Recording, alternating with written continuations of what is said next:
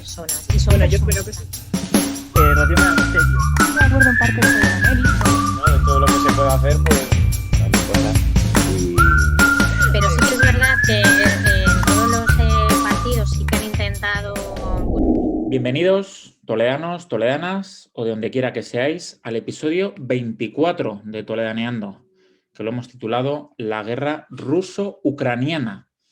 Ya tocaba, es un tema muy de actualidad y como siempre, pues estamos a lo que nos dice el día a día para que desde Toledaneando podamos debatir y poder interactuar con todos vosotros, porque, por supuesto que se dice que esto de la invasión rusa puede empezar en cualquier momento. Parece que estamos esperando a que acaben los Juegos Olímpicos de Invierno, esto según dicen, ahora lo analizaremos y tenemos que hablar sobre ello, a ver si va a empezar la guerra y estamos en Toledaneando sin comentarlo. ¿Estáis viendo ya quién estamos? Nos ha fallado Patricia, lo digo por si habéis visto el avance. Patricia Torres, el club de fans de Patricia, va a tener que esperar. Le ha surgido un tema médico, nos ha contado, y no puede. Así que estamos con mi tocayo, Julio Guinea. Muy buenas. Muy buenas noches, ¿qué tal? Era un tema internacional y aquí tenías que estar. Yo encantado, ya sabéis, me mojo Sí. en todos los temas. Y Dani, muy buenas, aquí te recuperamos. Buenas noches, Julio, ¿qué tal? Bien, qué bien. A ver, en la última vez que estuvimos con el tema de Djokovic, pues igual, otro tema internacional aquí para ir comentando, siempre pegados a la actualidad. Siempre, siempre. Venga, bueno, pues vamos, lo hemos dividido siempre la forma de enfocar este episodio en 3 bloques y vamos allá. Bloque 1 lo llamamos Historia de un conflicto porque en algunos, seguramente os habéis casi enterado ahora de qué pasa en la frontera ruso-ucraniana, pero esto viene muy atrás. Por poner una fecha, pues teníamos que poner el 2014, que fue cuando se adhirió Crimea a Rusia. El gobierno regional realizó un referéndum, fue proclamada la independencia de la República de Crimea y ahí Estados Unidos y Europa, pues de alguna manera fue rechazada esa adhesión y ahí empiezan los líos. Luego hubo alguna guerra más, la de Donbass y tal, y por ahí podemos situarlo un poco, ¿no? Vamos a empezar contigo, por ejemplo, Julio, que esto que no es de ahora, esto del conflicto ruso-ucraniano. Cuéntanos. Claro, hay que pensar en términos históricos incluso mucho más grandes. O sea, Rusia y Ucrania han estado muy unidas a lo largo de la historia porque ya viene de lejos. Hace 1200 años, el pueblo de los Rus, que es el antecesor para que se creen escenarios como Bielorrusia o la propia Rusia, pues el propio corazón de ese pueblo estaba ahí, en la zona de Kiev, en lo que vendría siendo Ucrania. Entonces, para Rusia lo considera un pedacito suyo del origen histórico de su pueblo, de su cultura, de sus tradiciones, nacen en buena parte de ahí. Y el destino de Ucrania y el destino de Rusia han estado unidos una cerca de la otra hasta la llegada de la disolución de la Unión Soviética a finales de la década de los 80 y principios de los 90 bajo el gobierno de Gorbachov, como sabéis, con el tema de la perestroika, la glasnost.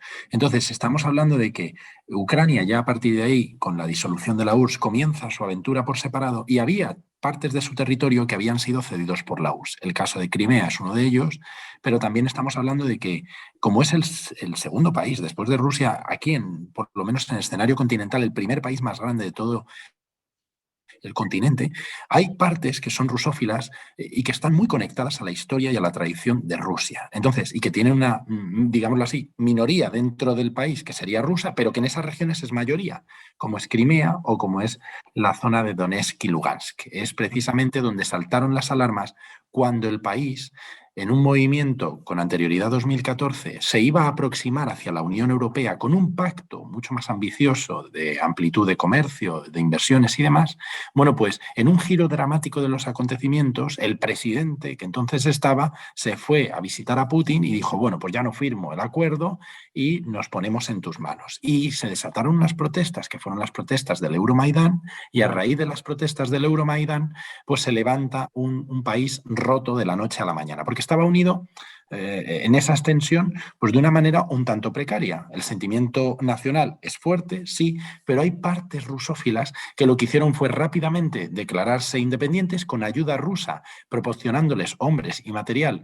Montaron una guerra contra el Estado ucraniano. Claro. Y entonces, aunque nosotros no le llamamos guerra para que Ucrania siguiese percibiendo fondos europeos, la guerra estuvo y fue tan dura que en uno de esos momentos y de choques, un avión cargado con personas, o sea, casi 300 personas, entre pasaje y tripulación, el MH17, que os acordaréis, fue abatido cuando sobrevolaba territorio ucraniano. Murieron 298 personas, una cosa así. Y a partir de ese momento, la tensión entre la Unión Europea y Rusia se dispara. Porque, bueno, que se hubiera quedado con Crimea era un problema, pero que hubiera matado a casi más de 280 personas, ciudadanos europeos, eso ya fue un golpe tremendo. Y ahí comenzaron las sanciones. Claro, porque es verdad que Europa, y lo vemos con el tema nacionalista, por ejemplo, Cataluña y tal, le cuesta mojarse con esto de los nacionalismos y demás cuando es un tema sentimental. Quizá fue más por lo que comentas de al haber vidas que se fueron al garete, por así decirlo. Ahí es cuando un poco esto salta la voz de alarma. Esto de la diferencia entre Rusia y Ucrania, has comentado la URSS. ¿Antes de la URSS ya existían estas diferencias como tal, Julio? Había diferencias, aunque, vamos a ver, formaban parte de ese bloque de la URSS, o sea, era Unión de Repúblicas Socialistas Soviéticas. En esa unión, Ucrania era esa parte de las Repúblicas Unidas, ¿no?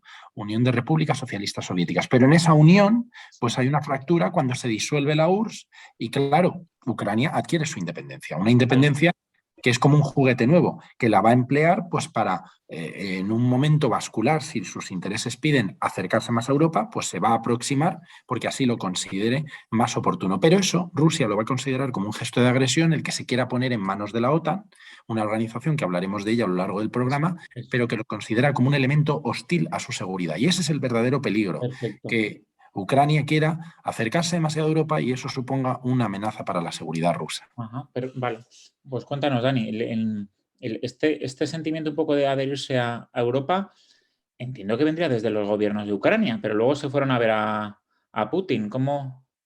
Cuéntanos un poco. Bueno, aquí al final yo veo una especie de crisis de los misiles a la inversa. Lo vivimos ya en Cuba, ¿no? Que Estados Unidos tenía miedo de que la Unión Soviética pusiera misiles cerca de sus fronteras, y en este caso Rusia está viendo un poco cómo esa misma moneda se le ha vuelto contra sí mismo. Es decir, ahora es la OTAN quien quiere poner misiles, y hablo por Rusia, cerca de la frontera con Rusia. O sea, Rusia, perdón, está viendo cómo le están poniendo misiles cerca de sus fronteras. Suscribo con Julio lo que comentaba de esas minorías rusas dentro de lo que es Ucrania, pero también es cierto que Ucrania ha conservado una especie de reticencia hacia ese pasado soviético, y esas minorías rusas pues vivían no en peores condiciones, pero sí se les relegaba a un segundo plano, quizá respecto a los ciudadanos ucranianos per se. El ruso no estaba bien visto me refiero al idioma, dentro de lo que es el día a día en Ucrania y demás. Vale. Y ese tipo de cosas, Rusia como país sí que intenta salvaguardarlas con el poderío militar que tiene, y eso desembocó al final la invasión de la península de Crimea. O sea, por las malas. Es Rusia. ¿Qué le vas a decir a un país que lleva militarizado los últimos 80 años?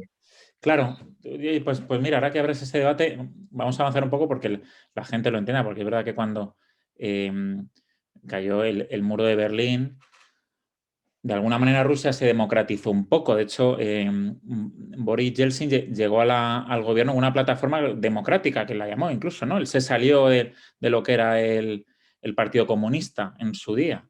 De hecho, cuéntanos. La Rusia hoy forma parte, aunque nos extrañe, del Consejo de Europa. Y el Consejo de Europa es una organización que cuida de los derechos humanos, del Estado de Derecho y de la democracia. Es una organización internacional de cooperación.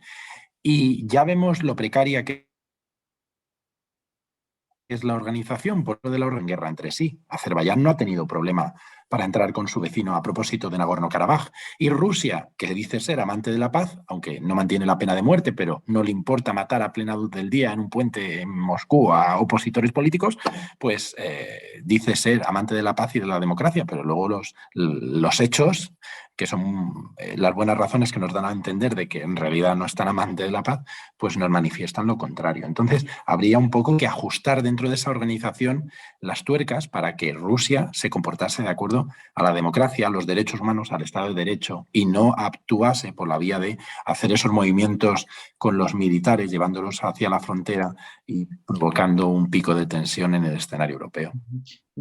Rusia depende mucho de, vamos, ese dato que contra el Consejo de Europa es muy bueno, digamos que de todos los países occidentales es el que da más poder al presidente, por así decirlo. El presidente hace y deshace, no tiene ningún control, entonces depende mucho de quién esté en la presidencia en su momento. Claro, ahora nos ha tocado este señor Putin que lleva desde el año 2000 y sí que hemos vuelto a la Rusia, es verdad que lleva 80 años militarizada, pero a la Rusia de que hago y deshago, ¿no?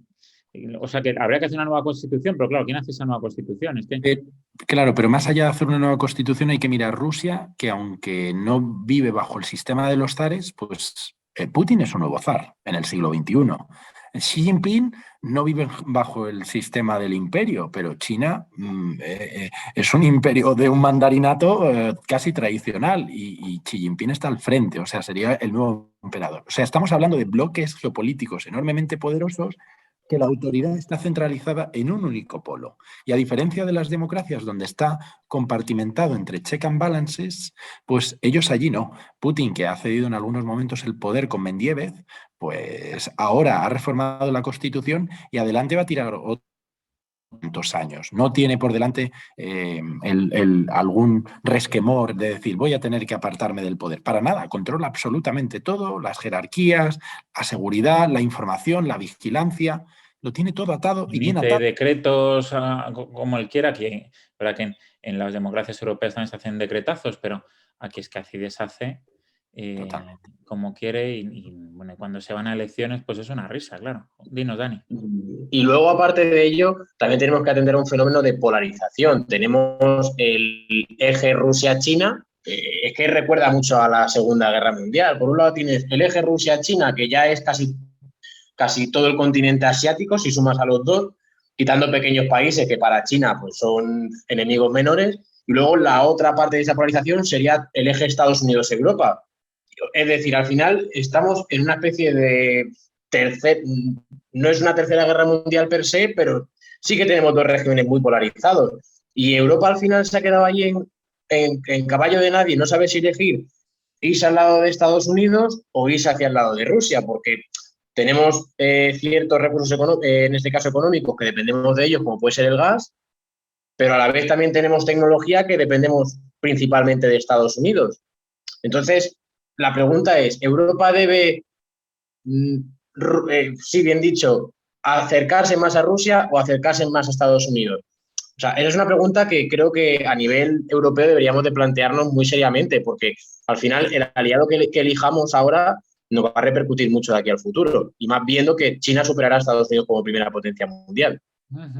Sí, no, claro. Íbamos analizando un poco de medio plazo lo de la Tercera Guerra Mundial que has dejado caer y lo tenemos como para analizarlo luego, pero sí. Oye, por acabar este primer bloque y volviendo a Ucrania, ¿qué percepción tenéis de si hiciéramos una encuesta a los ucranianos? Por ejemplo, históricamente, ¿ellos de verdad se quieren despegar de Rusia en alto porcentaje o no? ¿O estarían más cómodos?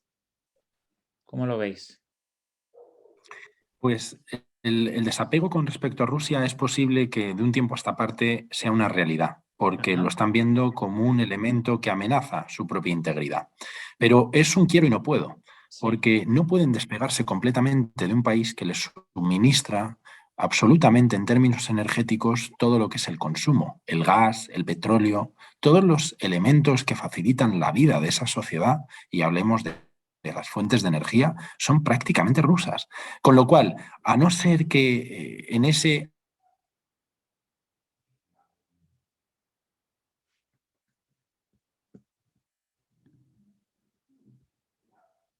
leído un estudio del University College of Dublin que pone de manifiesto lo mal que están los mercados energéticos en Europa a la vista del precio del gas y la electricidad, que no hacen nada más que subir, y precisamente por los compartimentos de Estados-nación que tenemos. Entonces, no podemos ahora mismo tender la mano hacia los ucranianos. Siguen los ucranianos dependiendo de los rusos. Y por otro lado, los europeos, el decir, vamos a ayudar a los ucranianos, no creáis que va a ser un escenario donde seríamos tan generosos de poner tropas sobre el terreno, porque el presidente Joe Biden, que está a la cabeza de la OTAN, ha dicho que no. ¿Por qué? Porque eso envolvería en un conflicto nuclear a 4 grandes potencias. Tendríamos un enfrentamiento entre Rusia, Francia, Reino Unido y Estados Unidos. Entonces sería el acabose de la humanidad. Yo creo que a eso tampoco queremos llegar. Y entre medias, los ucranianos lo que quieren es sobrevivir, a ver si les dejan. Entonces, mientras no hagan como en el año 2005-2006, que les cortaron el gas porque los ucranianos estaban cogiendo un poquito más de lo que tenían que coger porque no pagaban a los rusos, y los rusos saben cuánto entraba por la tubería y cuánto salía por Alemania, bueno, pues tendrán que seguir manteniendo una relación de quiero y no puedo con Moscú. Así que creo que ahí está la cosa. Perfecto. Quieren que les dejen tranquilos y les dejan vivir su vida en paz. Vale.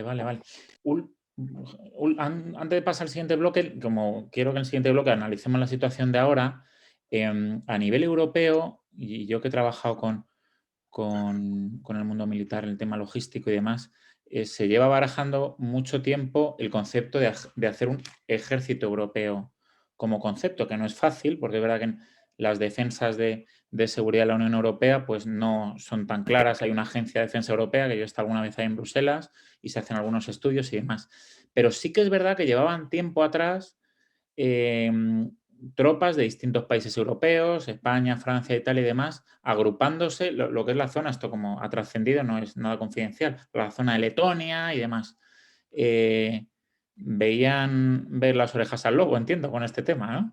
Y ahí siguen, claro, esas tropas. Si quiere Daniel, y si no, Sí, a ver, luego Dani, ofrecer cuéntanos. una visión sobre el tema. Sí.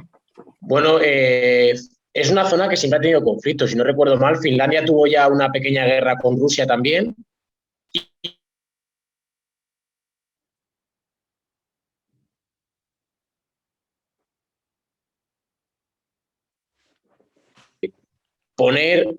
Militarizar las fronteras cercanas a Rusia, yo creo que nos perjudica a todos. Es decir, perjudica a Rusia porque la incomoda y nos perjudica también a nosotros. Yo creo que los ejércitos de los países europeos deberían de centrarse más en causas de ayuda, sobre todo humanitaria, más que buscar un conflicto, creo, inexistente en la zona este de Europa. Bueno, yo no es que haya un conflicto, no hay conflictos por todas partes, pero sí que Europa tiene que estar preparada y con capacidad para responder. Cuando Julio mencionabas la creación de un ejército europeo o de una defensa común, es algo que está previsto en los tratados comunitarios. Hace poco escribí un último libro hablando sobre la historia de la política de seguridad y defensa de la Unión Europea, y uno de los grandes hechos, a mi modo de ver, todavía ignorado,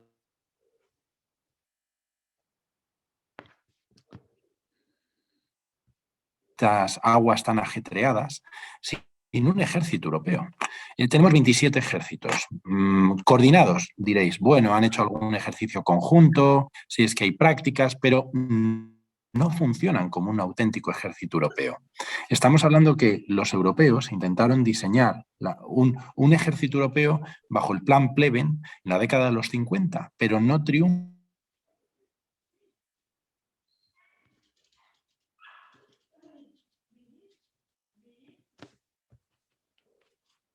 Las bases de la defensa en los tratados europeos con la reforma del Tratado de Amsterdam.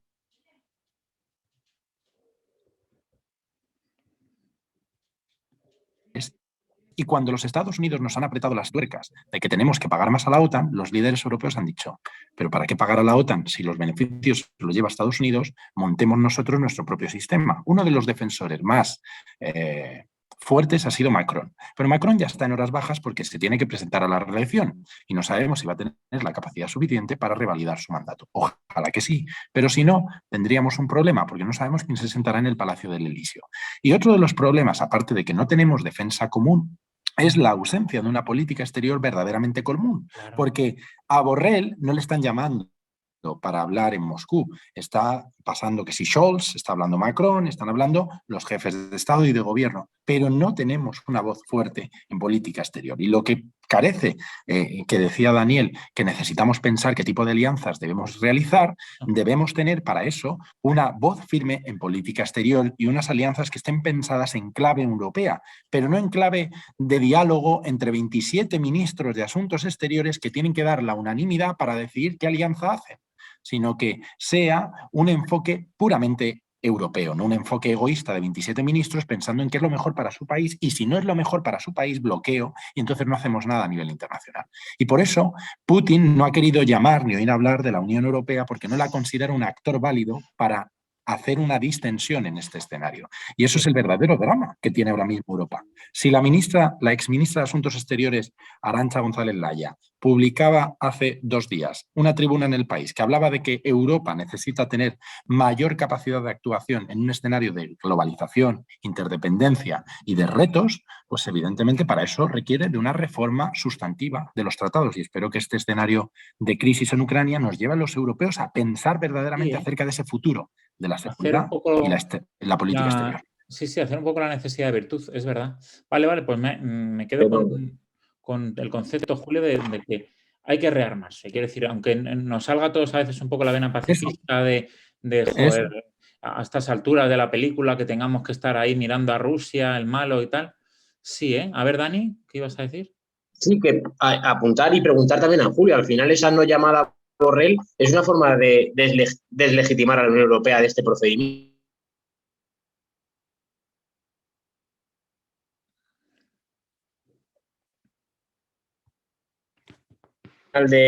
De Rusia de dañar más la imagen de la Unión Europea de cara a los propios ciudadanos.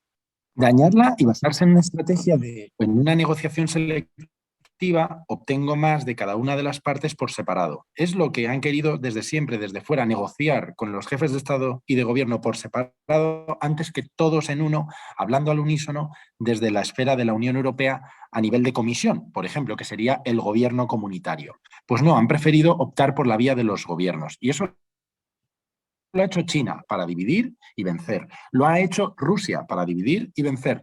Y Estados Unidos en su época con Trump también lo hacía así. Ahora Biden está manteniendo interlocución unida con la Unión Europea. Por eso, en el momento en que Macron se estaba reuniendo con Putin, Borrell estaba junto a la comisaria de la Energía reuniéndose con el secretario de Estado de Estados Unidos, logrando que en caso de que nos cortasen el gas, los japoneses nos enviasen parte de sus reservas gasísticas. Y eso los japoneses dijeron que sí, que estaban dispuestos, gracias a la ayuda norteamericana. Pero allí estaban los europeos con un frente unido. Si en este mundo, que los retos los tenemos globales y un contexto como el de Ucrania ahora mismo representa un reto para la seguridad continental, los europeos deberíamos de responder unidos. Y ahora bien, en otra parte de hoy del capítulo, valorar el papel que está cumpliendo la OTAN, que es una organización internacional de cooperación militar de la época de la Guerra Fría. ¿Qué hace la OTAN todavía viva? Eso tendríamos que discutirlo también. Perfecto, qué bien. Pues nos lo has dejado votando para el bloque 2, donde nos vamos a centrar en la problemática de ahora, pero el contexto de dónde venimos ha quedado muy claro. Vamos con el bloque 2. Bloque 2. La pregunta es muy clara. ¿Por qué tenemos que volver ahora a hablar de esta guerra ruso-ucraniana? En el fondo, porque no ha acabado. Y es verdad que en marzo y en abril del año 2021, pues de repente aparecieron como unas 100.000 tropas rusas ahí a moverse. Lo veían por los satélites sin avisar a nadie en la frontera ucraniana, y la gente pues se empieza a poner nerviosa con razón. Esta es la forma de actuar de Rusia, quiero decir, no hubo ningún aviso diplomático ni nada, sino yo me empiezo a mover, Dani, que haces así, estos se mueven así. Sí, siempre han sido así, es lo que hablábamos antes. Es un país totalmente militarizado, su presidente pertenecía a los servicios secretos de la antigua KGB, si no me equivoco. No tenemos que explicarle nada a Putin de cómo funciona la guerra, o sea que, y menos entre bambalinas, en su caso. ¿Y por qué ahora otra vez con este tema? ¿No? ¿Están intranquilos desde Rusia? Yo creo que todo responde también a un tema que tiene que ver con lo económico. Es decir, estamos viviendo a nivel global una inflación brutal y yo creo que detrás de todo este movimiento hay un interés económico que descubriremos no sé si en el corto o medio plazo, pero que no responde sí que es cierto que el problema geopolítico existe, pero también está el problema económico que hay. Es decir, Estados Unidos, por ejemplo, llevábamos semanas también atrás escuchando que la Fed quería hablar del tema de la inflación, quería subir las tasas impositivas, y a Estados Unidos también le conviene tener una guerra. Y Estados Unidos históricamente, siempre que ha habido crisis económica, pues un proceso bélico le ha supuesto una revolución industrial y a su vez una mejora económica. A lo mejor soy un poco pájaro de mal agüero diciendo esto, pero creo que detrás de todo este problema hay causas económicas. Cuidado, cuidado con estas claves que asustan, porque sí, nos recuerdan a lo que vamos a hablar luego de los movimientos que precedieron a las guerras mundiales anteriores. Claro, cuéntanos, Julio. ¿Por qué ahora otra vez se mueven estos? Se mueven, yo creo que hay que recordar lo que dijo Nikita Khrushchev cuando en la década de los 50 y principios de los 60 se veía una coexistencia pacífica entre los dos grandes bloques. Creo que nos encontramos otra vez en ese escenario donde Rusia y Estados Unidos mantienen como una tensión subyacente a intereses económicos y geoestratégicos en algunas regiones del globo, y en concreto en Europa. Porque si nos ha alertado a todos la presencia de 100.000 soldados o más de 100.000 soldados en las fronteras de Ucrania, pues es como cuando en los años 60 se desplegaron, a punto estuvieron de desplegarse lanzaderas de misiles nucleares desde la isla de Cuba. Y eso estuvimos al punto de llegar a una tercera guerra mundial. Se desarticuló porque los buques soviéticos dieron la vuelta, pero hubo un ahí, ¿no? Se contuvo el aliento y se invitó a las partes a abordarlo, los problemas por la vía del diálogo. Aquí lo que hemos visto es que Rusia ha optado por, uno, necesito quedarme con partes de Ucrania y que se consolide mi poder en esas regiones que he adquirido. Crimea es una, pero ahora necesito esas dos repúblicas populares que voy a reconocer, que se llaman Donetsk y Lugansk, en las cuales se está manteniendo en parte un conflicto. Y es un interés económico muy claro en esa expansión de la Gran Rusia, que quiere todavía más y que ve como la caída del muro de Berlín y en su de toda su historia. Que perdió una gran cantidad de territorios y de poder. Quiere recuperar ese prestigio perdido. Entonces subyace ahí el tema económico, está claro. Y luego, además, Julio, comentarte también el tema de las tierras grises, creo que se llama, que es una de las zonas con mayor capacidad a nivel de cosecha que hay en Europa, unas tierras muy fértiles. A Rusia también le interesan ese tipo de territorios. Es decir, es que es puramente económico. Si hacemos lo que en derecho se llama levantamiento del velo, ¿no? Para descubrir qué hay detrás de todo esto, al final Rusia tiene un claro interés económico y Estados Unidos también. Es una forma de activar su economía y buscar la inversión en este caso. Totalmente. Vale. Estoy con vosotros. A la gente, entiendo, que le llamará mucho la atención el tema económico que habéis comentado, y luego que en un siglo XXI estos conceptos imperialistas de, oye, yo es que cada vez quiero crecer más, ¿no? Es que, ¿qué gana un país como Rusia con más territorio? Entiendo que es un tema sentimental, mira, Julio, pues, por ejemplo, lo que yo te comentaba de las tierras grises, con el concepto que está viendo cada vez más hacia el veganismo, es decir, hacia productos cultivados, poco a poco, al final iremos hacia una escasez de territorio donde poder sembrar y tener buenas cosechas. Y es que a Rusia, concretamente, estos terrenos le interesan por eso. Es la zona idónea dentro de Europa para tener grandes cosechas a nivel industrializado. O sea, ahora mismo Ucrania no está sabiendo aprovechar los recursos que tiene en cuanto a territorio, pero Rusia sí sabe lo que hay ahí y tiene el interés detrás de poder aprovechar esos recursos económicos. Aparte que creo que también hay minerales en ese tipo de territorio. Es decir, Rusia sabe perfectamente dónde va. Claro, pero además de esos terruños de tierra, porque hablando con la extensión que tiene Rusia, hacerse con dos trocitos, pues evidentemente tanto no va a cambiar, aunque lo quiera. La cuestión está en lo simbólico, en el valor del relato, porque aquí estamos hablando de una Rusia que demuestra poder frente a una Europa dividida, que no tiene una capacidad política ni de defensa lo suficientemente fuerte como para decirle a Putin, ¿dónde vas? Cumple con el derecho internacional, no actúes saltándote la carta de la ONU, no actúes de manera unilateral intentando de alguna manera amenazar con el uso de la fuerza, porque está prohibido el uso de la fuerza en estos escenarios. Entonces, lo que Putin quiere demostrar es que tiene poder y que está dispuesto a utilizarlo y que en esa utilización del poder ahí va la nueva guerra del siglo XXI. No solamente es emplear los ejércitos, que ya no los vamos a ver matándose en un campo de batalla. Lo que vamos a ver es el relato, la información, las fake news, la propaganda. Vamos a ver el sabotaje de las redes de comunicación. Vamos a ver todo ese tipo de tácticas que llevan a una guerra híbrida que va mucho más allá de la convencional. Y por ahora, que se va a, de alguna manera, a quedar tranquilo con esas dos repúblicas, que las va a tener muy estrechamente vinculadas a su territorio después de reconocerlas, pues sí. Pero más allá de eso, es la posición que va a obtener Putin después de todo este despliegue de medios. Va a quedar como, miren ustedes, aquí Occidente vendía una guerra, no ha habido una guerra, aquí Occidente vendía tal, con todo eso ha tenido una cortina de humo estupenda para hacerse con lo que él quería hacerse, que era el control, el poder, el dominio sobre unos territorios y consolidar su presencia. Romper con el formato de Normandía e irse mucho más allá y decir, aquí he llegado yo, señores, y aquí me quedo. Y claro, es una nueva forma de actuar en el terreno de las relaciones internacionales, porque es un volver atrás al cómo actuaban las potencias decimonónicas, pero saltándose todo el esquema multilateral que hoy tenemos en la ONU, porque, señores, estamos hablando de Rusia, es una potencia que debería estar en el Consejo de Seguridad hablando y abordando estos temas, pero no, se dedica a hacer una guerra de trincheras de una manera oculta para quedarse con lo que quiere y conseguir sus objetivos. Y eso es lo que no deberíamos de permitir, al menos tenerlo una voz mucho más firme para con Rusia y decirle, esto así no funciona.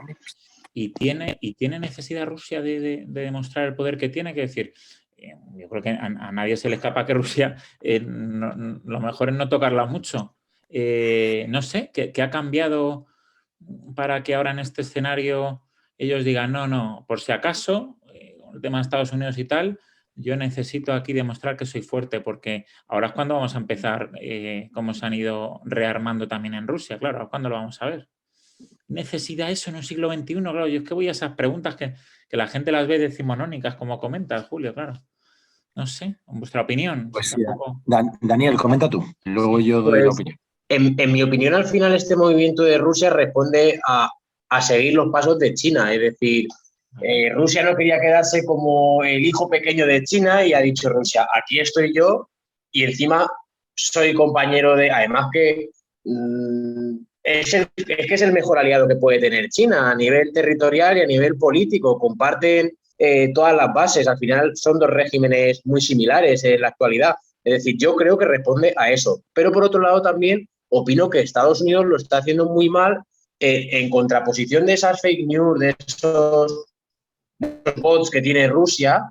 Estados Unidos lo que está haciendo muy mal es continuamente decir, pronto va a haber una invasión, mañana puede haber un ataque. Creo que lo que deberíamos de hacer es dar la información correcta y actualizada a la gente, porque si al final no se produce el ataque, como bien indicaba Julio, quien va a quedar como el malo de la película es Estados Unidos, porque va a quedar como el que estaba incentivando ese ataque, y Rusia va a quedar de bueno, porque al final va a ser el que no ha atacado, el que a los ciudadanos europeos no nos ha dado ninguna mala noticia, y al final va a ser el claro vencedor de esta batalla política, porque es que al final no deja de ser una batalla política y no militar. Claro. Y además tenemos que recordar una de las frases que empleaba Javier Solana en unas conversaciones que tiene con el periodista Luis Bassets, y hicieron un libro sobre ello. Y hablaba de que el mundo hoy por hoy está gobernado por grandes bloques. O sea, hoy los estados son como pequeños ladrillos. Si nosotros volvemos a la lógica de seguir manteniendo nuestro funcionamiento en un mundo que opera sobre los grandes bloques, pues no vamos a poder tener capacidad de maniobra. Lo que Rusia trata es que esa mentalidad de bloque se aplique para que el relato prevalezca en cualquier escenario geográfico. Como hoy estamos viviendo en la era de la globalización, las noticias de lo que está ocurriendo en Ucrania se están escuchando simultáneamente en Pekín, se están escuchando en Melbourne, se están escuchando en Sudáfrica. O sea, se entera todo el mundo de lo que Rusia hace. A todo el mundo le llega quién es Rusia y todo el mundo sabe que a Rusia no hay que tocarla y Rusia está dispuesta a traspasar X frontera, pero siempre de una manera, ya sabéis, de una manera discreta, porque Rusia es de esos países que dice, bueno, dicen ustedes que hay que respetar los derechos humanos, pero si en Siria hay un señor que yo le apoyo, que se llama al-Assad, que está corrompido hasta más no poder, ha violado los derechos humanos hasta un extremo inimaginable, ha usado armamento químico contra la población civil, el derecho internacional humanitario se lo ha saltado. No pasa nada, yo lo mantengo, lo aupo, porque me interesa hacer negocios, porque después viene la Siria que hay que reconstruir y voy a estar ahí. Entonces, es el señor que está dispuesto a hacer los sacrificios que sean necesarios con tal de poner el interés de su país por delante. Vale, y eso es vale. ser pragmático. Y eso es, pues eso, ser un estadista con, como decía Richelieu, con la razón de Estado. Joder, ¿cuántas claves estáis dando? Porque efectivamente a más de uno le estará cambiando la opinión que tiene sobre Rusia. Ya sabemos que de tonto no tienen un pelo, pero es verdad que parece que iban solo al uso de la fuerza, pero hay mucho más inteligencia detrás de cada una de los pasos que está dando. Como estáis dejando en el aire lo de la Tercera Guerra Mundial, el papel que tiene que tener la OTAN, Estados Unidos, Europa y tal, nos vamos rápido al bloque 3 y ahí cerramos con este episodio tan interesante y de tanto nivel. Hoy está siendo un nivelazo el episodio. Bloque 3. Y la pregunta es la que nos hacemos todos, que si estamos destinados a una Tercera Guerra Mundial. Porque entiendo, por lo que hemos comentado anteriormente, que, por ejemplo, de Rusia a lo mejor no es la intención de que haya una Tercera Guerra Mundial. ¿En eso estamos de acuerdo? Sí. Por mucho que esto sea, como dicen los analistas, la crisis más intensa de la Guerra Fría. Pero, claro, vamos a los actores. Es que, ¿qué está haciendo la OTAN, Julio? Que decías que qué papel está teniendo la OTAN o qué debería de tener. Es que, claro, como nos descuidemos al final, dinos. Claro, la OTAN hay que un poco pensar en clave histórica cómo nace y qué papel cumple. La OTAN es una organización de cooperación militar construida en 1949 a la luz del Tratado del Atlántico Norte. Esta organización sale porque el año anterior, en 1948, se había firmado en Bruselas el Tratado de Bruselas, que funda la Unión Occidental, una organización internacional de cooperación militar entre los estados europeos para defenderse en caso de un ataque y que superaba el pacto al que habían llegado Reino Unido en 1947 del Tratado de Dunkerque. ¿Entendemos? Entonces, es un resultado natural de los europeos somos incapaces de defendernos en caso de que llegue un ataque estalinista, porque entonces Stalin estaba ahí, de la URSS, y deciden involucrar en la seguridad y la defensa de los estados europeos al tío Sam, a los Estados Unidos, y deciden crear ese pacto atlántico. Una estructura creada para un contexto histórico determinado, la Guerra Fría. Pero la Guerra Fría termina, en principio, con la caída del muro de Berlín. La URSS se disuelve, llega una Rusia democrática. Hay más de 15 estados que nacen a raíz de la disolución de la URSS. Entonces, ¿por qué mantenemos viva una estructura como la OTAN que con el tiempo nos ha granjeado un problema cuando ha ido ampliando el número de miembros? Pues bien, el problema radica precisamente en su existencia. La OTAN existe porque los europeos no han tenido un ejército europeo y porque no han tenido otra medida para hacer frente a su seguridad. Claro, están pensando en que a lo mejor alguien les puede atacar, no Rusia, cualquiera. Y si les ataca a alguien, ¿qué alianza colectiva tienen? La Unión Europea no podía porque no tenía un artículo para hacer de defensa colectiva, luego con el Tratado de Lisboa ya se introdujo, pero hasta la llegada de ese Tratado de Lisboa no teníamos esa estructura. Tuvimos siempre que defender la OTAN y los británicos siempre defendían la OTAN, no querían que la UE tuviera militar. Es el principio del problema, ¿no? La expansión de la OTAN y el choque que en algún momento iba a ocasionar con esa Rusia que ya en su momento disolvió el Pacto de Varsovia, que fue la contraestructura creada para hacer frente al Pacto de Varsovia, cuando la República Federal Alemana se introdujo en la OTAN y dijo, que habéis metido a la Alemania que dijimos en el Tratado de Potsdam que tenía que estar sin armamento, vais y la metéis a la OTAN y le dejáis armarse. Pues entonces yo armo a la República Democrática Alemana y creo el Pacto de Varsovia. Y ahora a ver quién calla primero. Y así se mantuvo el equilibrio. El Pacto de Varsovia acabó cuando se disuelve la URSS y llega la OTAN y sigue viva la OTAN. Y la OTAN nos da el quebradero de cabeza con el tema de que Rusia no la quiere y no quiere ni que Ucrania entre a la OTAN, ni quiere que haya más estados en la OTAN y quiere que se repliegue sobre las fronteras de finales de 90. Quiere que siga ampliándose. Esas son las demandas que hace Rusia. Que la propia existencia de la OTAN, que sirve para muy poquito, es precisamente la manía, vamos a decirlo coloquialmente, que le tiene Rusia hace que se hayan producido estos movimientos, sí. Cuéntanos, Dani. Pero no es que no sirva para poco, sirve para que los ejércitos se coordinen y para tener activo ese artículo 5 que en caso de una agresión responderán los miembros de la alianza de una manera conjunta. Ya veis los problemas que da el estar o no estar en la OTAN. Aquí en España incluso tuvimos que celebrar un referéndum y en Francia, en la década de los 60, se salieron del mando integrado porque De Gaulle decía no quiero tanta OTAN porque por encima de la OTAN está el interés estratégico de Francia y tuvieron que trasladar la sede de la OTAN pues a Bruselas. Sí, Así sí. que bueno, estábamos ahí. Sí.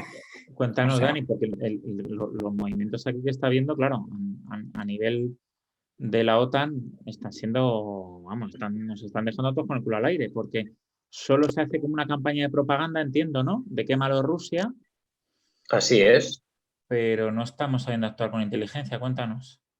No, al final la OTAN es un poco el club de amigos de Estados Unidos, ¿no? Es la única forma que tiene Estados Unidos de tener aliados y parece que Europa o los países que componen la OTAN están un poco a la espera o a expensas de lo que Estados Unidos les dicte. En un contexto, como bien indicaba Julio, fuera de la Guerra Fría, la OTAN no tiene sentido. Es decir, yo creo que ya es un ente al que le deberíamos de dar salida y crear ese ejército europeo. Punto número 2. ¿Estamos en una tercera guerra mundial? Sí. A día de hoy estamos en una tercera guerra mundial, pero no en el contexto bélico que todos entendemos. Aquí no hay agresiones, no hay sangre. Es más, la guerra, si la analizamos históricamente, ya no es de tú a tú. Es decir, en un principio íbamos con espadas, de espadas pasamos a pistolas, de pistolas a rifles, cañones, y ahora puedes dar un botón, disparas y a 1000 kilómetros de distancia matas a alguien. Ahora es más fácil. A través de tecnología puedes destruir al enemigo. Punto, ya está, se acabó. Ese es el contexto en el que estamos ahora mismo. ¿Está sabiendo la OTAN resolver ese problema? No. ¿Estamos en un enfrentamiento mundo anglosajón, mundo o eje ruso-chino? Sí. Entonces, la pregunta que tenemos que hacernos es la que te hacía al principio. ¿Debe Europa acercarse al eje Rusia-China y alejarse del eje OTAN, o al contrario, debe dejar de lado totalmente ese eje ruso-chino y acercarse a la OTAN? Creo que esas son las respuestas que debemos de buscar todos los países europeos para encontrar un bien común, que al final ese es el principio de la Unión Europea. Este conflicto de la OTAN lo que ha conseguido ha sido volver otra vez a poner en valor la OTAN, porque hace meses el propio presidente de Francia decía que estaba en muerte cerebral.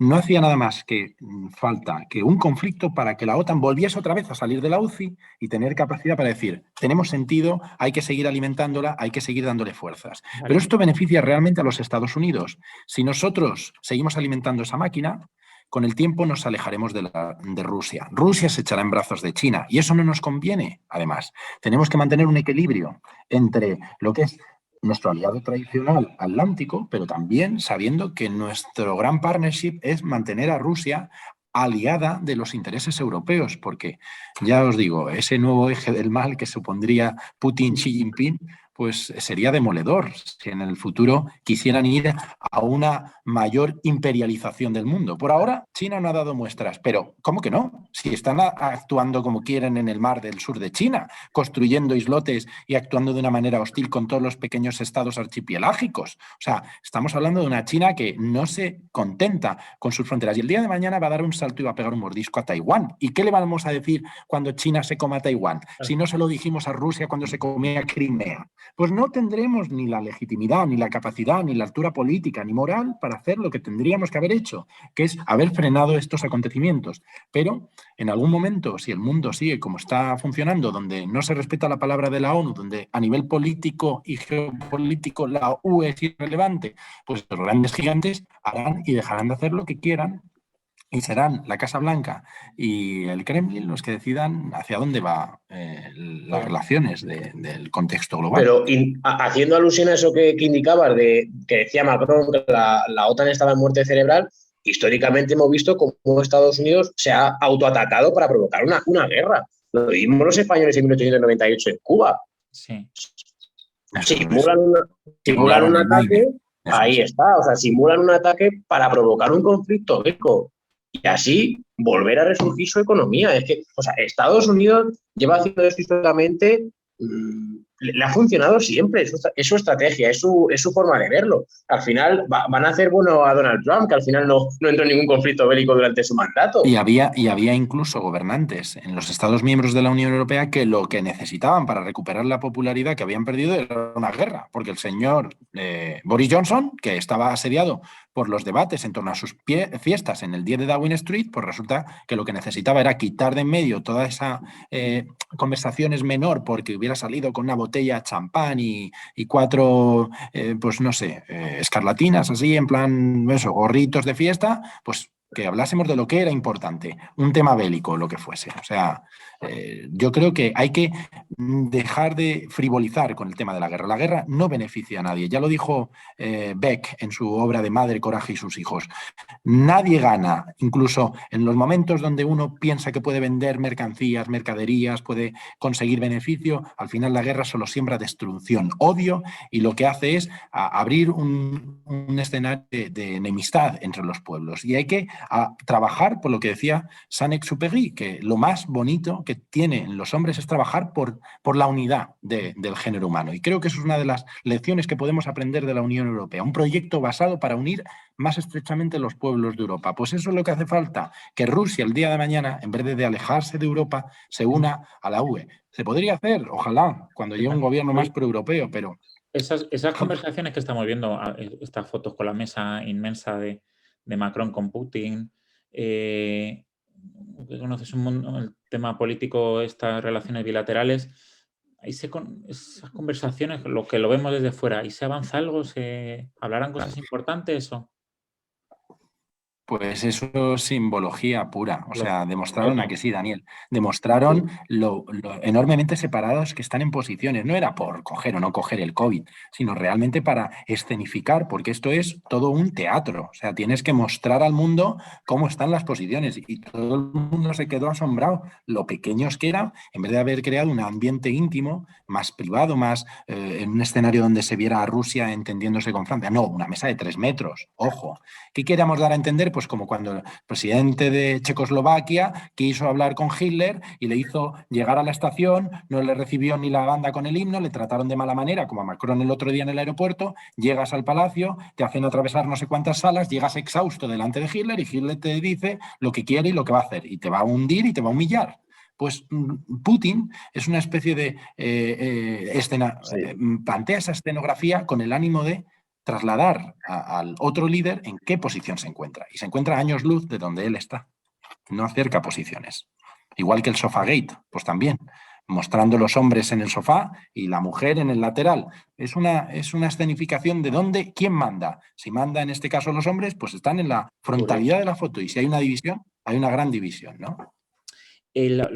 Por ir cerrando cosas, lo habéis comentado el tema de China. Yo comentaba el chascarrillo este que se comenta, que quiero que me digáis que hay de verdad, de que Rusia se ha frenado un poco esperando a que acabaran los Juegos Olímpicos de invierno que están celebrándose en Pekín. Eso sería un signo de que China tiene mucho que ver en esto también, ¿o no? ¿Qué hay de verdad también en esto? ¿Qué creéis, Dani? Puro marketing de Estados Unidos al final, no es otra cosa. Yo creo que a una potencia militar como Rusia no le importa que haya Juegos Olímpicos o no. Al final es una forma de Estados Unidos de meter más miedo y más presión en la olla. Y si Rusia hubiera querido atacar, no hubiera esperado a que terminen los Juegos Olímpicos de invierno. Lo hubiera hecho y punto. Con 100.000 tíos en la frontera, ¿a qué esperas? Es decir, lo hubiera hecho, además que hubiera sido muy similar a lo que sucedía en la Segunda Guerra Mundial por parte de los nazis. Un ataque rápido y directo, hubiera anexionado la península que le hubiera interesado y no ahora que al final puede tener una contrarrespuesta rápida por parte del resto de estados. Es decir, es marketing estadounidense, es una forma de vender la moto y poco más. Vale. Claro, sí, Julio. Sí. No, solamente que ojalá que fuese por el espíritu del olimpismo, que en la antigua Grecia pues paraban y detenían los conflictos para en un periodo de Juegos Olímpicos pues no luchaban entre sí, ¿no?